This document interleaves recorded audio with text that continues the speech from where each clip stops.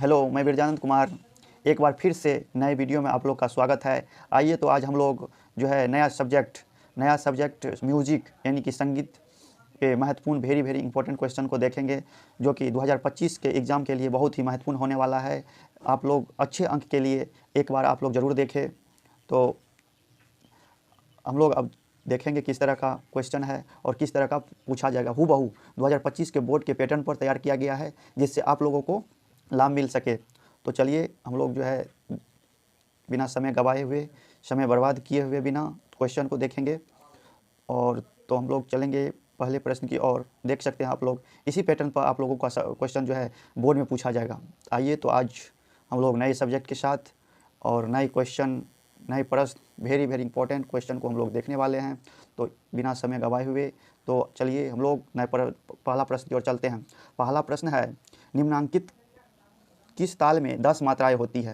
यानी कि निम्नांकित में जो है किस ताल में जो है 10 मात्राएं होती है? तो यह किसमें? झप ताल, यानी कि ऑप्शन ए हो जाएगा सही उत्तर। अगले प्रश्न की ओर चलेंगे। अगला प्रश्न है कि क्रमिक पुस्तक मालिका पुस्तक के लेखक कौन है? इसका जो है यानी कि जो है क्रमिक पुस्तक मालिका पुस्तक के लेखक कौन है? तो कौन है? B.N. भातखांडे, यानी कि B.N. भातखांडे, मतलब ऑप्शन बी हो जाएगा इसका सही उत्तर। इसी तरह अगले प्रश्न की ओर चलेंगे। अगला प्रश्न है, त्रिताल में कितने भाग होते हैं? त्रिताल में जो है कितने भाग होते हैं? तो त्रिताल में जो है 4 भाग होते हैं, यानी कि ऑप्शन सी हो जाएगा इसका सही उत्तर। इसी तरह हम लोग अगले प्रश्न की ओर चलेंगे। अगला प्रश्न है कि पंडित विष्णु दिगंबर पलुस्कर किस संगीत घराने के अग्रगामी गायक थे? यानी कि पंडित विष्णु दिगंबर पलुस्कर किस संगीत घराने के अग्रणी गायक थे? तो किसके थे? तो ये हो गया ग्वालियर, यानी कि ऑप्शन ए हो जाएगा इसका सही उत्तर, ऑप्शन ए हो जाएगा। इसी तरह हम लोग अगले प्रश्न की ओर चलेंगे। अगला प्रश्न है ध्रुव पद गायक में कौन सा ताल बजता है? यानी कि ध्रुव पद ताल में जो है कौन सा ताल बजता है? तो इसमें कौन बजता है? तो चौपाल बजता है, यानी कि इसका सही आंसर हो जाएगा ऑप्शन सी हो जाएगा। इसी तरह हम लोग अगले प्रश्न की ओर देखेंगे। अगला प्रश्न है कि सराग केदार किस जाति का राग है? सदार केदार जो है किस जाति का राग है? तो यह किस जाति का? औरव संपूर्ण, यानी कि ऑप्शन सी हो जाएगा सही उत्तर। इसी तरह हम लोग अगले प्रश्न की ओर बढ़ेंगे। अगला प्रश्न क्या है, राग बिहाग का वादी स्वर क्या है? राग बिहाग का जो है वादी शब्द क्या है? तो क्या हो जाएगा? तो गो हो जाएगा, यानी कि ऑप्शन बी हो जाएगा। इसी तरह हम लोग अगले प्रश्न की ओर चलेंगे। अगला प्रश्न है, नाद कितने प्रकार के होते हैं? यानी कि नाग जो होते हैं कितने प्रकार के होते हैं? तो नाग 2 प्रकार के होते हैं, यानी कि ऑप्शन बी हो जाएगा, ऑप्शन बी हो जाएगा। नाग 2 प्रकार के होते हैं। इसी तरह हम लोग अगले प्रश्न की ओर चलेंगे। अगला प्रश्न है, पन्ना ताल घोष क्या बजाते थे? यानी कि पन्ना ताल घोष क्या बजाते थे? तो पन्ना ताल घोष जो है क्या बजाते थे? तो बांसुरी बजाते थे, यानी कि ऑप्शन सी हो जाएगा इसका सही उत्तर। इसी तरह हम लोग अगले प्रश्न की ओर चलेंगे। अगला प्रश्न है तानसेन के गुरु कौन थे? यानी कि तानसेन का जो थे गुरु कौन थे? तो स्वामी हरिदास, यानी कि ऑप्शन ए हो जाएगा सही उत्तर, स्वामी हरिदास। इसी तरह हम लोग अगले प्रश्न की ओर चलेंगे। अगला प्रश्न की ओर चलेंगे। अगला प्रश्न है, संगीत मकरंद के लेखक कौन है? यानी कि संगीत मकरंद के लेखक जो है कौन है? तो क्या हो जाएगा इसका? पंडित अहोबल, यानी कि ऑप्शन बी हो जाएगा पंडित अहोबल। इसी तरह हम लोग अगले प्रश्न की ओर चलेंगे। अगला प्रश्न है कि राग भैरव का संवादी स्वर क्या है? राग भैरव का संवादी स्वर क्या है? तो राग भैरव का संवादी स्वर धो है, धो हो जाएगा राग भैरव का संवादी स्वर, यानी कि ऑप्शन बी हो जाएगा इसका सही उत्तर। इसी तरह हम लोग अगले प्रश्न की ओर चलेंगे। अगला प्रश्न है कि तानसेन द्वारा किस राग की रचना की गई है? तो किस राग की? तानसेन द्वारा किस? मियाँ अलहार, यानी कि ऑप्शन क्या हो जाएगा? ऑप्शन ए हो जाएगा। इसी तरह हम लोग अगले प्रश्न की ओर चलेंगे। अगला प्रश्न है, 3 ताल में कितने तालियां होती हैं? तो 3 ताल में कितने तालियां होती है? सबको पता होगा, 3 ताल में 3 तालियां होती है, यानी कि ऑप्शन बी हो जाएगा। इसी तरह हम लोग अगले प्रश्न की ओर चलेंगे। अगला प्रश्न है राग मालकोंस किस थाट का राग है? राग मालकोंस किस थाट का राग है? तो ये किसका है? तो भैरव, यानी कि ऑप्शन ए हो जाएगा सही उत्तर, भैरव। इसी तरह हम लोग अगले प्रश्न की ओर चलेंगे। अगला प्रश्न है अगला प्रश्न है कि तीन ताल में किस मात्रा पर खाली पड़ती है, किस मात्रा पर खाली पड़ती है, तो 9 मात्रा पर खाली पड़ती है, यानी कि ऑप्शन क्या हो जाएगा, तो ऑप्शन ए हो जाएगा। इसी तरह हम लोग अगले प्रश्न की ओर बढ़ेंगे। अगला प्रश्न है कि विकृत स्वरों में स्वरों की संख्या कितनी है, यानी कि विकृत स्वरों की संख्या कितनी है, तो विकृत स्वरों की संख्या कितनी है, तो विकृत स्वरों की संख्या 4 है, यानी कि ऑप्शन सी हो जाएगा सही उत्तर। विकृत स्वरों की संख्या 4 है। इसी तरह हम लोग अगले प्रश्न की ओर बढ़ते रहेंगे। अगला प्रश्न क्या है, तो अगला प्रश्न है उस्ताद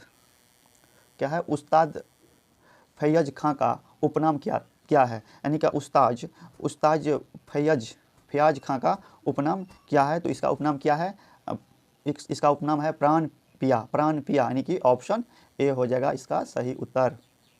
ऑप्शन ए हो जाएगा सही उत्तर। अगले प्रश्न की ओर चलेंगे। अगला प्रश्न है बिहार दिवस किस तिथि को मनाया जाता है, ये तो सबको पता होगा। बिहार दिवस जो है 22 मार्च को मनाया जाता है, यानी कि ऑप्शन सी हो जाएगा सही उत्तर। सही उत्तर क्या हो जाएगा, ऑप्शन सी 22 मार्च को। इसी तरह हम लोग अगले प्रश्न की ओर चलेंगे। अगला प्रश्न है कि सारंगी किस स्वर का वाद्य है, सारंगी जो है किस स्वर का वाद्य है, तो यह है वितत, यानी कि ऑप्शन बी हो जाएगा इसका सही उत्तर। आप लोग इस वीडियो को ज़रूर देखें जिससे आप लोगों को परीक्षा में लाभ मिल सके। और अगला प्रश्न देखेंगे। अगला प्रश्न है कि झप ताल में कितने तालियां होती है, झप ताल में कितने तालियां होती है, तो झप ताल में 4 तालियां होती है, यानी कि ऑप्शन हो जाएगा ऑप्शन सी हो जाएगा ऑप्शन सी। इसी तरह हम लोग अगले प्रश्न की ओर बढ़ेंगे। अगला प्रश्न है भातखंडे संगीत विश्वविद्यालय किस राज्य में है, भातखंडे संगीत विश्वविद्यालय किस राज्य में है, तो यह है उत्तर प्रदेश, अपना पड़ोसी राज्य उत्तर प्रदेश में भातखंडे संगीत विश्वविद्यालय है। भातखंडे संगीत विश्वविद्यालय उत्तर प्रदेश में है। इसी तरह हम लोग अगले प्रश्न की ओर चलेंगे। अगला प्रश्न है कि किस राग में रेघा कोमल तथा बाकी शुद्ध स्वर लगते हैं, यानी कि किस राग में जो है रे घो कोमल तथा बाकी शुद्ध स्वर लगते हैं, तो यह किस में लगते हैं, तो यह जो है भैरवी में लगते हैं, यानी कि ऑप्शन ए हो जाएगा भैरवी, यानी कि ऑप्शन ए हो जाएगा भैरवी। इसी तरह हम लोग अगले प्रश्न की ओर चलेंगे। अगला प्रश्न है कहरावा ताल में कितने तालियां होती है, कहरावा ताल में जो है 2 तालियां होती है, यानी कि ऑप्शन बी हो जाएगा सही उत्तर। इसी तरह हम लोग अगले प्रश्न की ओर चलेंगे। अगला प्रश्न है भारतीय संगीत में कुल कितने स्वर है, भारतीय संगीत में जो है कुल कितने स्वर है, तो इसमें 22 स्वर है, यानी कि ऑप्शन क्या हो जाएगा, ऑप्शन बी हो जाएगा सही उत्तर। इसी तरह हम लोग अगले प्रश्न की ओर चलेंगे। अगला प्रश्न है कि राग भैरव का गायन समय क्या है, राग भैरव का जो है गायन समय क्या है, तो इसका जो है प्रातः, राग भैरव का गायन समय जो है प्रातः, यानी कि ऑप्शन बी हो जाएगा, यानी कि ऑप्शन बी हो जाएगा सही उत्तर। इसी तरह हम लोग अगले प्रश्न की ओर चलेंगे। अगला प्रश्न क्या है, अगला प्रश्न है औरव जाति के राग में कितने स्वर होते हैं, औरव जाति के राग में जो है कितने स्वर होते हैं, तो उसमें कितने होते हैं, तो उसमें 5 होते हैं, यानी कि ऑप्शन ए हो जाएगा। इसी तरह हम लोग अगले प्रश्न की ओर चलेंगे। अगला प्रश्न है कि किसी थाट में कितने स्वर अनिवार्यतः लगते हैं, तो यह कितने में लगते हैं, यानी कि अनिवार्यतः लगते हैं, यानी कि 7, यानी कि 7 जो है स्वर सब थाट में लगते हैं, यानी कि ऑप्शन बी हो जाएगा। इसी तरह हम लोग अगले प्रश्न की ओर चलेंगे। अगला प्रश्न है कि उस्ताद बिस्मिल्लाह खां किस स्थान से संबंधित थे, यानी कि उस्ताद बिस्मिल्लाह खां जो है किस स्थान से संबंधित है, यह एक वेरी महत्वपूर्ण क्वेश्चन है जो कि बिहार से संबंधित है, यानी कि ऑप्शन ए हो जाएगा इसका सही उत्तर। इसी तरह हम लोग अगले प्रश्न की ओर चलेंगे। अगला प्रश्न क्या है, तो अगला प्रश्न है कि किस शैली का ताल सिर्फ 14 मात्राओं का होता है, तो किसका होता है, धमार, यानी कि धमार का जो है धमार शैली का ताल जो है सिर्फ 14 मात्रा का होता है, यानी कि ऑप्शन सी हो जाएगा सही उत्तर। इसी तरह हम लोग अगले प्रश्न की ओर चलेंगे।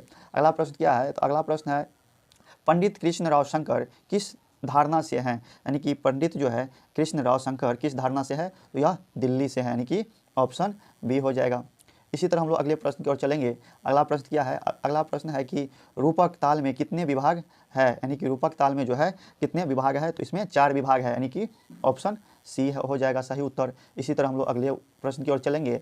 अगला प्रश्न क्या है, सूल ताल में कितनी मात्राएं होती है, मतलब सूल ताल में जो है कितनी मात्राएं होती है, तो उसमें कितनी होती है, तो उसमें जो है 10 मात्राएं होती है, यानी कि ऑप्शन ए हो जाएगा सही उत्तर।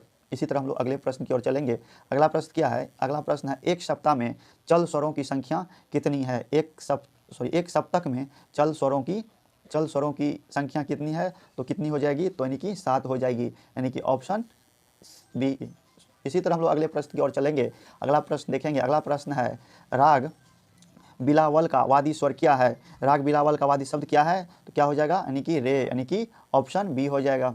इसी तरह हम लोग अगले प्रश्न की ओर चलेंगे। अगला प्रश्न है कि त्रिताल में कितनी मात्राएं होती है? त्रिताल में जो है कितनी मात्राएं होती है? तो 16 मात्राएं होती हैं, यानी कि ऑप्शन क्या हो जाएगा? ऑप्शन डी हो जाएगा इसका सही उत्तर। इसी तरह हम लोग अगले प्रश्न की ओर बढ़ेंगे। अगला प्रश्न है कि राष्ट्रगीत किनकी रचना है? राष्ट्रगीत जो है किसकी रचना है? राष्ट्रगीत क्या है? तो वंदे मातरम है। किसकी रचना है? इसकी रचना किसने की है? तो इसका रचना किया है रविंद्रनाथ टैगोर, जो कि ऑप्शन ए है। इसी तरह हम लोग अगला प्रश्न है, निम्नांकित में से कौन अवनदवाद है? तो इसमें क्या है अवनदवाद? इसमें जो है यानी कि अवनदवाद हो जाएगा सितार, यानी कि क्या हो जाएगा? ऑप्शन सी हो जाएगा इसका सही उत्तर। इसी तरह हम लोग अगले प्रश्न की ओर चलेंगे। अगला प्रश्न है कि राग वागेश्री का गायक समय क्या है? यानी कि राग वागेश्री का जो है गायक समय क्या है? तो क्या हो जाएगा? यानी कि शाम, यानी कि ऑप्शन बी हो जाएगा, यानी कि ऑप्शन बी हो जाएगा इसका सही उत्तर। इसी तरह हम लोग अगले प्रश्न की ओर चलेंगे। अगला प्रश्न है विलायत खां कौन थे? तो विलायत खां जो है सितार वादक थे। विलायत खां सितार वादक थे, यानी कि ऑप्शन ए। इसी तरह हम लोग अगले प्रश्न की ओर चलेंगे। अगला प्रश्न क्या है? तो अगला प्रश्न है, ध्रुव पद की कितनी वाणियाँ हैं? यानी कि ध्रुव पद की जो है कितनी वाणियाँ हैं? तो कितनी है? तो 2 वाणियाँ हैं, यानी कि ऑप्शन ए हो जाएगा इसका सही उत्तर, यानी कि ऑप्शन ए सही उत्तर हो जाएगा। इसी तरह हम लोग अगले प्रश्न की ओर चलेंगे। अगला प्रश्न क्या है? ख्याल में किस ताल का प्रयोग होता है? यानी कि ख्याल में जो है किस ताल का प्रयोग होता है? तो इसमें जो है 3 ताल का प्रयोग होगा, यानी कि ऑप्शन डी हो जाएगा इसका सही उत्तर। इसी तरह हम लोग अगले प्रश्न की ओर बढ़ेंगे। अगला प्रश्न है, गंधर्व महाविद्यालय की स्थापना किसने की? यानी कि गंधर्व महाविद्यालय जो है उसकी स्थापना किसने की? तो इसकी स्थापना जो है किसने की? तो पंडित बी.डी. पुलस्कर, यानी कि ऑप्शन डी हो जाएगा, पंडित बी.डी. पुलस्कर। इसी तरह हम लोग अगले प्रश्न पर बढ़ेंगे। अगला प्रश्न क्या है? अगला प्रश्न है, एक ताल में खाली की कितनी मात्राएं होती है? एक ताल में जो है खाली की कितनी मात्राएं होती है? तो इसमें कितनी? तो 1, यानी कि ऑप्शन ए हो जाएगा सही उत्तर। इसी तरह हम लोग अगले प्रश्न पर बढ़ेंगे। अगला प्रश्न क्या है कि एक सप्तक में अचल स्वरों की संख्या कितनी है? अचल स्वरों की संख्या कितनी है? तो कितनी है? तो 2, यानी कि ऑप्शन क्या हो जाएगा? ऑप्शन ए हो जाएगा सही उत्तर। इसी तरह हम लोग अगले प्रश्न की ओर चलेंगे। अगला प्रश्न है कि राग भैरव किस थाट से उत्पन्न हुआ है? राग भैरव जो है किस थाट से उत्पन्न हुआ है? तो यह किससे? भैरव थाट से उत्पन्न हुआ है। भैरव तो कोई ऑप्शन में नहीं होगा, यानी कि इसका ऑप्शन यानी कि डी हो जाएगा, क्योंकि यह जो भैरव थाट से उत्पन्न हुआ है। इसी तरह हम लोग अगले प्रश्न की ओर चलेंगे। अगला प्रश्न है, कहरव ताल में कितनी मात्राएं हैं? कहरव ताल में जो है कितनी मात्राएं हैं? तो 8 मात्राएं हैं, यानी कि ऑप्शन ए हो जाएगा सही उत्तर। इसी तरह हम लोग अगले प्रश्न की ओर चलेंगे। अगला प्रश्न क्या है? राग केदार किस थाट के अंतर्गत आता है? राग केदार जो है किस थाट के अंतर्गत आता है? तो यह किसके आता है? तो कल्याण के अंतर्गत आता है, यानी कि ऑप्शन सी हो जाएगा इसका सही उत्तर। इसी तरह हम लोग अगले प्रश्न की ओर चलेंगे। अगला प्रश्न है, पंडित शिव कुमार शर्मा किस विद्या से संबंधित है? यानी कि पंडित शिव कुमार शर्मा जो है किस विद्या से संबंधित है या किससे? तो वादन से, यानी कि ऑप्शन सी हो जाएगा। इसी तरह हम लोग अगले प्रश्न की ओर जाएंगे। अगला प्रश्न क्या है? तो अगला प्रश्न है कि राग भीम पलासी किस थाट का राग है? किस थाट का राग है? राग भीम पलासी किस थाट का राग है? तो किसका है? तो काफ़ी, यानी कि ऑप्शन ए। तो इस वीडियो में यहीं तक, और आप लोग ज़रूर बताएं ये वीडियो कैसा लगा। और यह जो है आप लोगों के एग्ज़ाम, बोर्ड एग्ज़ाम 2025 के लिए बहुत ही महत्वपूर्ण क्वेश्चन है। अगर आप लोग इस वीडियो को देखते हैं, ध्यान से देखते हैं, ज़रूर आप लोगों को लाभ मिलेगा। धन्यवाद। और इसके अगला पार्ट जो है अगले वीडियो में लेके आएंगे।